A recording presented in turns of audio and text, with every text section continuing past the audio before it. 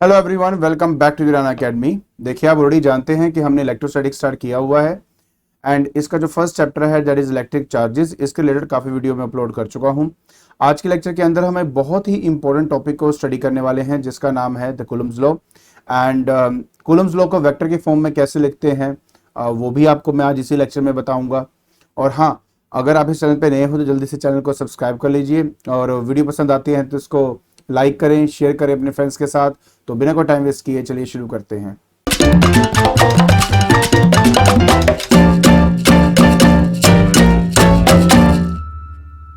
तो देखिए, जैसे आप जानते हैं कि आज हमने कूलम्स लॉ को स्टडी करना है। अब कूलम्स लॉ को स्टडी करने से पहले हम उसका जो स्टेटमेंट है पहले उसको पढ़ लेते हैं, उसको समझते हैं और फिर जाके आपको मैं पूरा इसको एक्सप्लेन करूंगा कि इसमें हमें क्या करना है, कैसे इसका इस्तेमाल करना है, सब कुछ इसके बारे में हम स्टडी करेंगे। देखिए, सबसे पहले तो ये है आपका वो स्टेटमेंट। अब थोड़ा गौर से इसको हम रीड करते हैं, ये है क्या। कहता है द फोर्स ऑफ अट्रैक्शन और repulsion between the two electric point charges is directly proportional to the product of the magnitude of the two charges and inversely proportional to the square of the distance between the two charges and the force act along the line joining the two charges। अब क्या मतलब है इसका, देखिए। सबसे पहली बात, मान लीजिए कि मेरे पास दो पॉइंट चार्जेस हैं। इस पे जो चार्ज है वो मान लेते हैं Q1 है और एक ये मेरे पास चार्ज है, उसका है चार्ज Q2। अब इन दो चार्जेस के बीच में जो ये गैप है, ये जो डिस्टेंस है, ये डिस्टेंस हमारा r है, मान लेते हैं ये r है हमारा। तो अब जो फोर्स इन दो चार्जेस के बीच में एक्ट कर रही है वो फोर्स ऑफ अट्रैक्शन और रिपल्शन दोनों हो सकती है और वो इस बात पे एक्चुअली डिपेंड करता है कि ये दोनों के दोनों पॉजिटिव चार्ज है कि नेगेटिव चार्ज है, या एक पॉजिटिव या दूसरा नेगेटिव चार्ज है। तो एक्चुअली ये उस बात पे डिपेंड करता है। तो अभी हम जो निकाल रहे हैं वो निकाल रहे हैं मैग्नीट्यूड ऑफ फोर्स।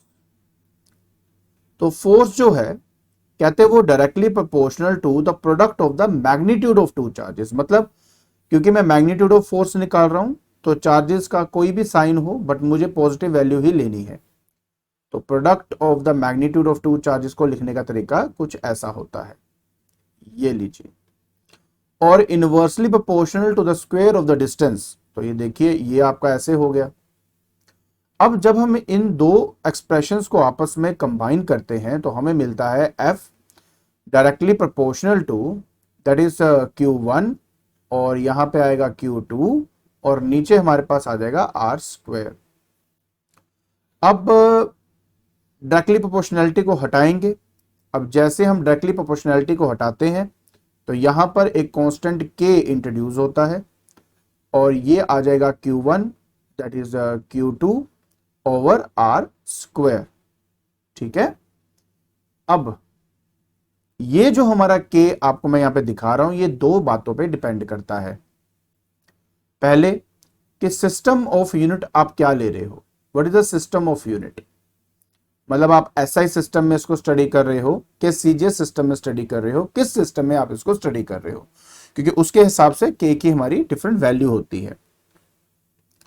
और दूसरी सबसे बड़ी बात यह है कि ये डिपेंड करता है मीडियम के अंदर, मीडियम पर, मतलब किस मीडियम के अंदर इन दो चार्जेस को रखा गया है। जैसे कि नॉर्मली जब हम इसकी स्टडी करते हैं तो दोनों चार्जेस को वैक्यूम या एयर में कंसिडर हम करते हैं। उसके अलावा अगर आप किसी और मीडियम में इसको डालोगे, जैसे पानी में डाल दोगे इन दो चार्जेस को, या कैरोसिन में डाल दोगे, किसी भी मतलब डिफरेंट फ्लूइड के अंदर अगर आप इन दो चार्जेस को डालते हो तो जो मेरी K की वैल्यू है उसमें फर्क पड़ना शुरू हो जाता है। सच बोलूं तो K की वैल्यू डिक्रीज होनी शुरू हो जाती है जैसे जैसे आप हाई डेंसिटी मटेरियल के अंदर जब आप इसको वैल्यू पुट करनी शुरू करते हो। हाई डेंसिटी छोड़ो, सिंपल सी बात है कि डिफरेंट मटेरियल के हिसाब से K की वैल्यू क्या होती है, डिफरेंट होती है। बस अब सिंपल सी बात ये समझते हैं, क्योंकि ज्यादा एक्सप्लेनेशन में जाऊंगा तो कंफ्यूज ज्यादा होंगे और अभी वो हमें चाहिए नहीं है। तो किस पे डिपेंड करता है, मीडियम पे, वो मीडियम जिस मीडियम के अंदर दो चार्जेस को रखा गया है। अगर मैं अपने इस फॉर्मूले को SI सिस्टम में स्टडी कर रहा हूं, ठीक है, तो उस कंडीशन के अंदर हमारे पास जो फॉर्मूला है वो हो जाएगा F इज इक्वल टू, तो ऐसा सिस्टम में जो K की वैल्यू होती है वो होती है 1/4 पाई एप्सिलॉन नॉट। ये जो 1/4 पाई एप्सिलॉन नॉट आप यहां पे देख रहे हो, इसकी जो कंप्लीट वैल्यू है, इस पूरे फ्रैक्शन की जो वैल्यू है वो 9 × 10⁹ होता है। तो आपका फॉर्मूला बन जाता है 1/4 पाई एप्सिलॉन नॉट Q1, ये मैग्नीट्यूड है, ठीक है, याद रखना, Q2 ओवर R स्क्वायर। तो ये वो फॉर्मूला है जिस फॉर्मूले की हेल्प से जो दो चार्जेस आपके रखे गए हैं at a certain distance of R, मैं आसानी से इस चीज को कैलकुलेट कर सकता हूं कि भाई कितना अमाउंट ऑफ फोर्स इनके बीच में आपका एक्ट कर रहा है। क्लियर जी? ओके, इसके अलावा अगर मैं बात करता हूं एप्सिलॉन नोट, ये जो मैं एप्सिलॉन नोट जो हम बोलते हैं इसका मतलब क्या है, तो इसके बारे में भी थोड़ा बता देता हूं। ये जो एप्सिलॉन नोट है इसको बोलते हैं absolute permittivity, permittivity of free space. Free space मतलब वैक्यूम भी कह सकते हो, एयर भी बोल सकते हो, ठीक है। और हाँ, इस एप्सिलॉन नोट की भी अपनी एक फिक्स वैल्यू है। कहां से आई? इसी चीज से। देखो, ये एक्सपेरिमेंटली फाइंड की हुई वैल्यू है हमारी। हमें पता है कि 1/एप्सिलॉन नोट जो होगा वो 9 × 10⁹ होगा। अब अगर मान लीजिए कि मुझे एप्सिलॉन नोट चाहिए, तो इस फॉर्मूले को थोड़ा सा मैं रीअरेंज करूंगा। तो रीअरेंज करने से मुझे मिलेगा epsilon naught is equal to 1/4 pi into 9 × 10⁹ ये हमें मिलेगा। तो बस जी, आपने क्या करना है, पाई की वैल्यू पुट करनी है, 9 × 10⁹ है, 8 है, इस सबको सॉल्व करना है। तो जैसे आप सॉल्व करेंगे आपको एप्सिलॉन नोट की वैल्यू मिल जाएगी जो कि 8.86 बेसिकली होती है, 8.86 इंटू 10⁻⁻12। ये हमारी इस एप्सिलॉन नोट की वैल्यू होती है। बात रह जाता है इसका यूनिट क्या होगा। वो यूनिट आप इसी फॉर्मूले से पता कर सकते हो। कैसे? देखिए, एप्सिलॉन नोट इधर जाएगा, एफ नीचे आएगा, तो एप्सिलॉन नोट ऊपर गया, यहां आ गया 1/4 pi F Q1 Q2 over R square. तो ये मेरे पास यहां पे मिलेगा। ठीक है जी। ओके, सो अब बस देखिए ध्यान से, ये 1 ऊपर ये है, चार्ज है, दोनों चार्ज का होता है कूलम, तो कूलम इंटू कूलम, नीचे मेरे पास न्यूटन है और साथ में मीटर स्क्वायर आ जाएगा। तो मतलब कूलम स्क्वायर पर न्यूटन मीटर स्क्वायर यूनिट हो जाएगा मेरे एप्सिलॉन नोट का। तो कूलम स्क्वायर पर न्यूटन मीटर स्क्वायर, तो ये है मेरे एप्सिलॉन नोट की वैल्यू। बट ये वैल्यू तब है जब हम उसको वैक्यूम या एयर में कंसीडर कर रहे हैं। अच्छा, मन में आता है कि सर अगर बाई चांस ये एक मीडियम हो तो क्या होगा। मैं बता देता हूं आपको। मान लीजिए कि आप किसी मीडियम के अंदर, किसी भी मीडियम के अंदर अगर आप इस चीज को स्टडी कर रहे हो, तो देखिए, अगर मैं एयर की बात करता हूं या वैक्यूम की बात करता हूं, उस केस में फोर्स मैं आपको बता चुका हूं, वो है 1/4 pi epsilon naught Q1 Q2 over R square. लेकिन यही अगर आप मीडियम इस्तेमाल करोगे तो एफ मीडियम जो है वो आपका 1/4 पाई एप्सिलॉन लिखा जाएगा। फिर वो एप्सिलॉन नोट नहीं होता, वो क्या लिखा जाता है, एप्सिलॉन लिखा जाता है। तो एप्सिलॉन नोट जो है, ये जो सर्कल या जीरो में यहां लगाता हूं, उसका मतलब होता है कि भाई आपने उसको एक एयर या वैक्यूम में इसको स्टडी आप कर रहे हो। अच्छा जी, तो अब मैं क्या करूंगा, इसको इक्वेशन नंबर 1 डाल देता हूं, इसको इक्वेशन नंबर मैं 2 डाल देता हूं। 1/2 मैं करूंगा, तो मतलब F air upon F medium is equal to, चलो मैं पहले लिख देता हूं, 1/4 pi epsilon naught Q1 Q2 upon R square. तो जिस मीडियम में रखा है सेम डिस्टेंस पे रखा हुआ मैंने, तो 1/4 pi epsilon Q1 Q2 over R square. तो देखिए ये पूरा फ्रैक्शन कट गया, ये 4 पाई से 4 पाई कटेगा, एप्सिलॉन ऊपर जाएगा और नीचे आएगा एप्सिलॉन नोट। सो अब यहां पर ना मुझे आपको एक रिजल्ट देना है जो बहुत इंपॉर्टेंट है, और वो ये कि F air upon F medium जो है वो एप्सिलॉन बाय एप्सिलॉन नॉट के रेशियो के बराबर होगा। और ये जो रेशियोज आप देख रहे हो इसी को हम एक फिर से के रिप्रेजेंट करते हैं। अब ये वाला के और यहां जो के यूज किया था ये डिफरेंट है, प्लीज ये याद रखना। इस के को क्या बोलते हैं वो बताता हूं, बट ये जो रेशियो है ये एक्चुअली कांस्टेंट के बराबर आता है, और इस कांस्टेंट को डाई इलेक्ट्रिक कांस्टेंट कहते हैं। डाई इलेक्ट्रिक कांस्टेंट इसको कहा जाता है। तो कोई अगर आपसे पूछता है डिफाइन, वैसे देखो 12th के अंदर आई डोंट थिंक कि डाइलेक्ट्रिक कांस्टेंट आपको डिफाइन करने को आएगा, बट अगर आता भी है तो आप लिखेंगे it is the ratio of the force of interaction between the two charges separated by a distance of r in air to the force of interaction between the same two charges separated by a same distance in a medium. और similarly the ratio of अब इसको मैं absolute नहीं बोल सकता क्योंकि ये air या वैक्यूम में नहीं है। तो absolute permittivity in a medium divide by absolute permittivity in free space, इसकी जो रेशियो होती है वो के डाइलेक्ट्रिक कांस्टेंट होती है। अब इसका मतलब क्या है, इस मतलब को समझने की कोशिश करते हैं। देखिए बहुत सिंपल मतलब है। देखिए बात सिर्फ ये है कि मेरे पास देखो फोर्स है हवा में, ये है मीडियम में, ठीक है, और ये जो रेशियो आई है ये मेरी के टाइम्स है। तो इसका मतलब ये हुआ कि मीडियम में जो फोर्स होती है वो आपकी 1/k टाइम्स हो जाती है एयर के विद रिस्पेक्ट टू। मतलब जैसे आप मीडियम में उन दो चार्जेस को सेम डिस्टेंस पे रखोगे तो जो फोर्स है वो 1/k टाइम्स हो जाएगी। एग्जांपल देता हूं। अब हर मीडियम का बेटा के की वैल्यू डिफरेंट होती है। जैसे कि अगर मैं वाटर की बात करता हूं तो कई बुक्स में 81 लिया जाता है, कई बुक्स में 80 लिया जाता है। तो डिपेंडिंग अपॉन आपके न्यूमेरिकल में क्या दिया होगा आप वो लिख सकते हो। तो मान लेते हैं मैं यहाँ पे के की वैल्यू 81 ले लेता हूं, ठीक है। तो इसका मतलब ये हुआ कि अगर मेरे पास एक बीकर है, उस बीकर में मान लीजिए मेरे पास पानी है, उस पानी के अंदर मैंने अपने वही सेम दो चार्जेस रख दिए हैं, एक का Q1 नाम है, एक का Q2 नाम है। सेपरेशन इनके बीच में अभी भी R है, बट अब जो फोर्स इन दो चार्जेस के बीच में एक्ट करेगी, ठीक है ना, दो चार्जेस में एक्ट करेगी, वो 81 टाइम्स कम होगी आपकी एज कंपेयर टू जो ये एक्सपीरियंस कर रहे थे हवा के अंदर। तो ये इसका मतलब होता है।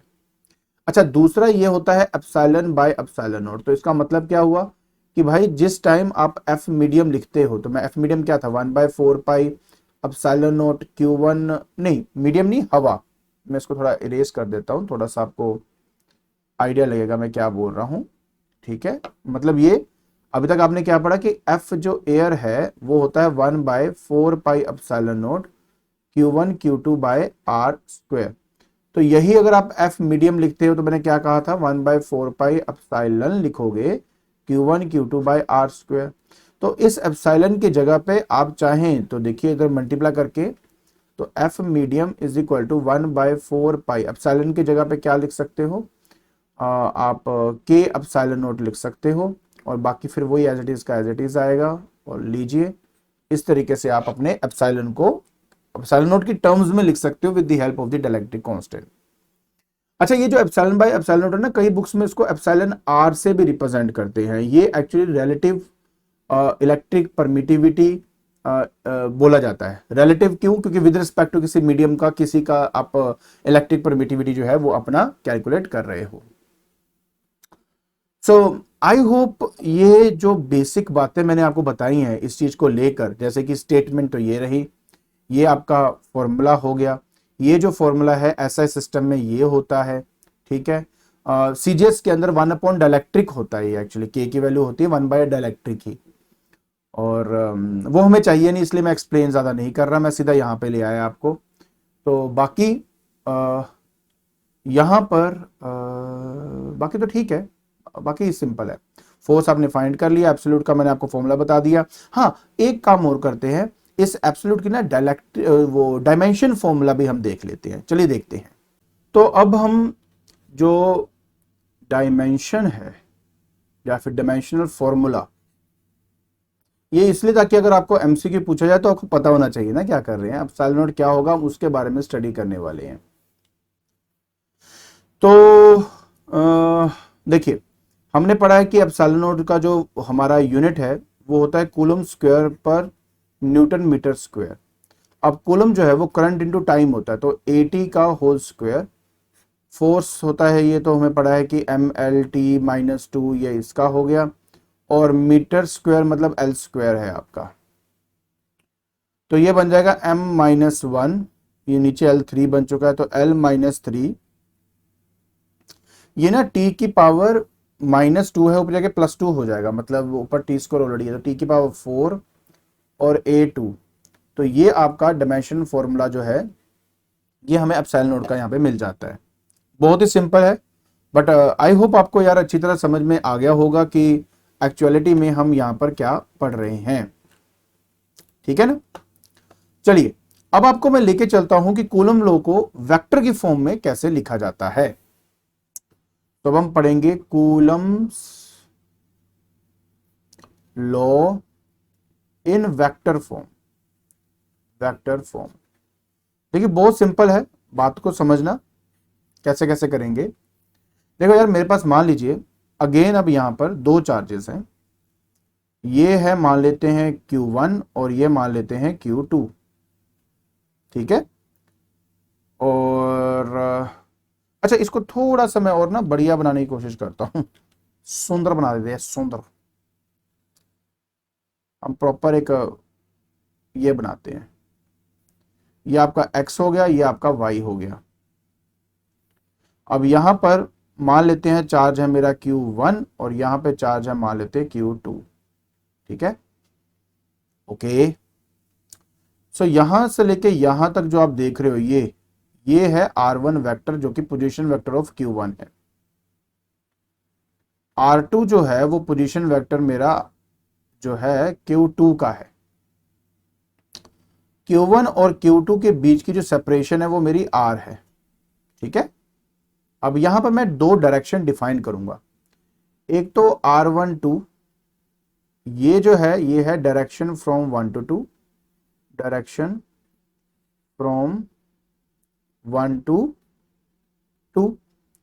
और एक है R21, ये है डायरेक्शन फ्रॉम 2 to 1। मतलब यहां पे ये जो डायरेक्शन है ये R12 का कैप लूंगा और जो इधर वाली डायरेक्शन है वो मैं R21 का कैप लूंगा, तो ये वो हो गया।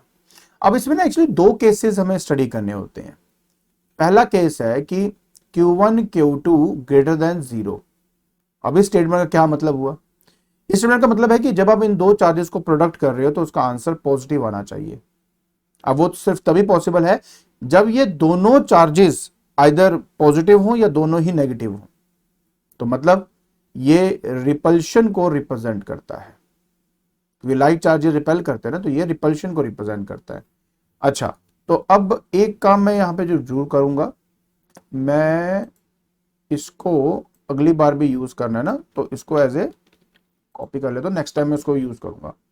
देखिए अब तो Q1 Q2 ग्रेटर देन 0। ठीक है, अब इसमें क्या क्या करेंगे? कुछ भी नहीं है यार। देखो सबसे पहले मुझे शो करना पड़ेगा इसमें यार कि कौन सी फोर्स क्या है। जैसे Q1 Q2 के अलोंग, अच्छा आपने एक बात कूलम्स लॉ में पढ़ी थी, ये देखिए कूलम्स लॉ में बड़ी प्यारी लाइन बोली है, the force acts along the line joining the two charges. Act along the line joining the two charges मतलब होता है कि जो लाइन इन दो चार्जेस को आपस में जोड़ रही है, फोर्स हमेशा इसी लाइन के अलोंग एक्ट करेगा। तो F, जैसे मान लो Q2 है, Q1 पर रिपल्शन लगा रही है, तो वो आपके इसके अलोंग ऐसे लगाएगा, तो ये F12 वेक्टर हमारा होगा। और ये जो Q1 है Q2 के ऊपर जो फोर्स लगा रहा है वो इधर की तरफ लगा रहा है, और ये मेरा मान लीजिए F यहां पे दैट इज 21, F21 वेक्टर है ना, ये होगा। अब ध्यान से देखिए मतलब क्या है यार। देखो पहली बात तो F12 वेक्टर का मतलब हुआ that is a force acting on Q1 due to Q2, ये हुआ। एंड F21 वेक्टर का मतलब क्या हुआ जी? मतलब है force acting on Q2 due to Q1, due to Q1। ठीक है, चलिए अब इसके फॉर्मूले लिखते हैं। तो सबसे पहले मुझे लिखना है F12 के बारे में। ठीक है, अब देखिए F12 ये रहा। तो पहले तो मैग्नीट्यूड और डायरेक्शन दोनों लिखेंगे ना इसमें। तो एक काम करते हैं, इसको वेक्टर के फॉर्म में रखते हैं। पहले तो इसका मैग्नीट्यूड लिखते हैं। तो मैग्नीट्यूड तो यार वही रहेगा 1/4 pi epsilon naught Q1 Q2 over R square, कोई दिक्कत नहीं है। लेकिन इसके अलोंग जो हमें डायरेक्शन लेनी है वो ये लेनी है, क्योंकि Q2 से Q1 दिखा रहा है ना, तो R21 कैप हमें दिखाना होगा। तो याद आएगा R21 कैप।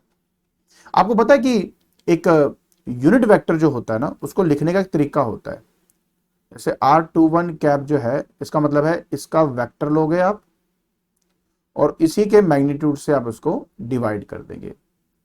सो बेटा R12 या R21 वेक्टर जो है वो एक्चुअली डिस्टेंस है दो चार्जेस के बीच का, जिसको मैं R ऑलरेडी मान चुका हूं। ठीक है, R21 का मतलब है distance between the two charges, और यहां पर R जो है वो वैल्यू जो मैं ऑलरेडी कंसिडर कर चुका हूं। तो मतलब क्या हुआ, मतलब बहुत सिंपल है जी, कि मेरा R21 को, ठीक है, मैं R कंसिडर कर सकता हूं। तो इसका मतलब हुआ R21 कैप जो है that will be R21 vector divided by R। बस इसमें रिप्लेस कर देते हैं यार, तो हमारे पास फाइनली आ जाएगा that is F12 vector is equal to 1/4 pi epsilon naught Q1 Q2 upon R cube, क्योंकि वो R इस R से मल्टीप्लाई होगा, साथ में R21 वेक्टर। तो इस तरह से इसको लिखा जाएगा।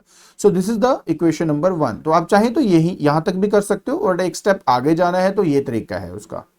ठीक है, अच्छा उसी तरह मैं अगर R21 वेक्टर लिखना चाहूं तो मैं क्या लिखूंगा, I will write 1/4 pi epsilon naught Q1 Q2 over R square. But अगर मैं R21 देखता हूं, उसकी डायरेक्शन के लॉन्ग ये है मेरा डायरेक्शन R12 कैप, तो मैं यहां पे ले लूंगा R12 कैप। और सेम वही अगर मैं इस फॉर्म में लिखना चाहूं तो लिख सकता हूं 1/4 pi epsilon naught Q1 Q2 over R cube R12 vector. तो ये मैंने इक्वेशन नंबर 2 ले लिया है। ठीक है, अच्छा अब ट्रायंगल लो तो भाई सबने पढ़ा हुआ है, ऐसा तो है नहीं ट्रायंगल लो नहीं पढ़ा हुआ। तो ट्रायंगल लो के हिसाब से अगर देखिए मैं आपको ना यहाँ पे ये चीज थोड़ा डिटेल में समझाऊंगा तो मजा आएगा आपको। मैं थोड़ा एक बार फिर से बताता हूं आपको। अगर आप ध्यान से देखो तो मेरे पास दो चार्जेस हैं, एक Q1 है और ये Q2 है। ये वाला यार मेरा हो गया R1 वेक्टर और ये वाला हो गया मेरा R2 वेक्टर। ठीक है, सो R12 ये वाला वेक्टर अगर मुझे निकालना है, R12 वेक्टर, तो ट्रायंगलों में हमने क्या पढ़ा था कि दो वेक्टर जब सेम ऑर्डर में हो तो तीसरा उसका रिजल्टेंट होता है। मतलब R2 vector is equal to R1 vector plus R12 vector. मतलब R12 vector is nothing but R2 vector minus R1 vector, है ना, ये बना। सिमिलरली अगर आप मैं लिखूं, और ये साथ साथ नोट करते जाना, पता लगे नोट कर नहीं रहे हो आप। अगर मुझे ये वाला वेक्टर चाहिए 2 से 1 वाला, मतलब R21 वेक्टर चाहिए, तो अब ये दोनों सेम ऑर्डर में हुए ना, तो इसका मतलब हुआ कि R2 vector plus R21 vector is equal to R1 vector. तो R21 वेक्टर का मतलब होता है भाई R1 vector minus R2 vector. ठीक है, इसको आप ऐसे करिए, इक्वेशन नंबर 3 मान लीजिए, इसको आप इक्वेशन नंबर 4 मान लीजिए। एक देखो ध्यान से देखो, दोनों में सिर्फ माइनस का फर्क है। मतलब अगर मैं माइनस मल्टीप्लाई यहां कर दूं तो ये नीचे वाला ही बन जाएगा। तो इसका मतलब है कि फ्रॉम 3 एंड 4 क्या लिख सकता हूं मैं कि R21 vector is nothing but minus R12 vector. इसको क्वेश्चन नंबर 5 में मान लेता हूं। तो अब मैं क्या लिखूंगा यहां पे, उसके बाद अब मैं यहां पे करूंगा ना, इसको खत्म कर देता हूं यहां पे मैं। तो क्या आया था मेरा रिजल्ट कि R21 vector minus of R12 vector है ना, R2, इसको मैं रिप्लेस कर देता हूं, ठीक है, यूजिंग 5 इन 1, यूजिंग 5 इन 1। जब आप ऐसा करोगे तो आपको क्या मिलेगा, आपको मिलेगा F12 vector is equal to 1/4 pi epsilon naught Q1 Q2 over R का क्यूब, और यहां आ जाएगा R12 वेक्टर, बट उसका माइनस जो है, जो उसका माइनस है वो मैं आगे यहां डाल देता हूं, ये है वो माइनस साइन। अब ये देखो, अगर अरे पड़ जाए ना, तो अगर आप ये पूरा देखोगे तो ये मेरा F21 वेक्टर है, ध्यान से देखो। तो using 2 in above equation, above equation, है ना, तो जैसे आप इसमें डालेंगे तो आपको क्या मिलेगा, F12 vector equal to minus तो था ही, साथ में F21 वेक्टर यहां पे आपको मिल जाएगा। अब बोलेंगे सर इसका क्या मतलब हुआ, अरे ये बहुत इंपॉर्टेंट एक इक्वेशन है, पढ़ा हुआ है आपने ऑलरेडी, कि दोनों फोर्सेस जो हैं बराबर हैं but they are acting in the opposite direction, तो ये न्यूटन्स थर्ड लॉ को ओबे करता है, न्यूटन्स थर्ड लॉ जो है उसको ओबे कर रहा है, ठीक है, तो न्यूटन थर्ड लॉ को ये ओबे करता है। तो कितना मतलब तगड़ा आर्टिकल था, मतलब सिंपल है ऑफ कोर्स, बट उसको थोड़ा ध्यान से देखना पड़ेगा आपको।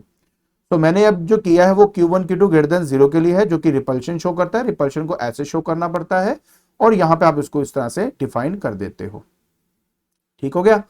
एंड फिर मैंने दोनों इक्वेशंस लिखी हैं, इक्वेशंस लिखने के बाद मैंने आपको ये बताया कि R21 वेक्टर R12 वेक्टर के ऑपोजिट क्यों है, वो मैंने यहां बताया। इस रिजल्ट का इस्तेमाल करके एक के अंदर नेगेटिव वैल्यू डाल दी, और फाइनल मैंने कहा कि F12 vector minus F21 vector के होता है, और जल्दी से हमारा रिजल्ट आ जाएगा। क्लियर। लेकिन कहानी यहाँ खत्म नहीं हुई है, कहानी में अभी देखो ना, अभी तो हमने Q1 Q2 ग्रेटर देन 0 किया है, बाकी है अभी करने के लिए इसका बी पार्ट, कि Q1 Q2 अगर लेस देन 0 हो तो क्या करूंगा। देखिए, अगर Q1 Q2 लेस देन 0 में ले रहा हूं, तो सबसे पहले तो यार मुझे शो करना पड़ेगा कि Q1 Q2 लेस देन 0 का पहले मतलब जानो, मतलब है अट्रैक्शन। क्या है अट्रैक्शन, इसका मतलब है, क्यों भाई अट्रैक्शन मतलब है, रीजन ये है कि देखो इन दोनों का प्रोडक्ट लेस देन 0 आना चाहिए, मतलब नेगेटिव वैल्यू आनी चाहिए, तो यार दोनों में से कोई भी एक पॉजिटिव होना चाहिए और दूसरा ऑफ कोर्स नेगेटिव, तो वो रिपेल नहीं करेंगे, वो आपस में अट्रैक्ट करेंगे। तो यहां पर मुझे शो करना पड़ेगा ऐसे, दैट इज F12 वेक्टर, और ये ऐसे ही आपका F21 वेक्टर, ठीक है। ये डायग्राम कुछ इस तरह से यहां पे बनेगी। फिर से वही बात है कि F12 और F21 क्या है, जो आपको मैंने यहां लिखवाया एग्जैक्टली वही है। चलिए काम करता हूं, मैं आपके लिए ये भी वहां पे लिख देता हूं, तो थोड़ा सा आपके लिए ईज हो जाएगा, ठीक है, सारी बातें इकट्ठी हो जाएंगी ना। तो लीजिए, मैं इसको यहां पे आपके लिए लिख देता हूं, तो जिसमें आपका आराम से हो जाएगा। चलिए, यहां तक हो गया। अब मुझे यार फिर से वही लिखना है, तो F12 वेक्टर को लिखने का तरीका क्या होगा, 1/4 pi epsilon naught Q1 Q2 over R का क्यूब। अब मैं डायरेक्ट लिख रहा हूं क्योंकि मैं आपको ऑलरेडी बता चुका हूं। R12 वेक्टर, R12 के अलोंग वाली डायरेक्शन है, R12 कैप वाली ना, तो इसलिए R12 वेक्टर का निशान यहां पे डालूंगा। और सिमिलरली अगर मैं यहां पर F21 वेक्टर की बात करूंगा, तो 1/4 pi epsilon naught Q1 Q2 over R का क्यूब R21 वेक्टर ही लिखूंगा। आपको ऑलरेडी मैं बता चुका हूं कि आपका, अच्छा इसको मैं पहले फिर से लिख दूं, एक मिनट। हाँ, अब मैं आपको ऑलरेडी ये बता चुका हूं कि R12 vector equal to minus of R21 vector होता है, जो मैं बार बार बता चुका हूं आपको।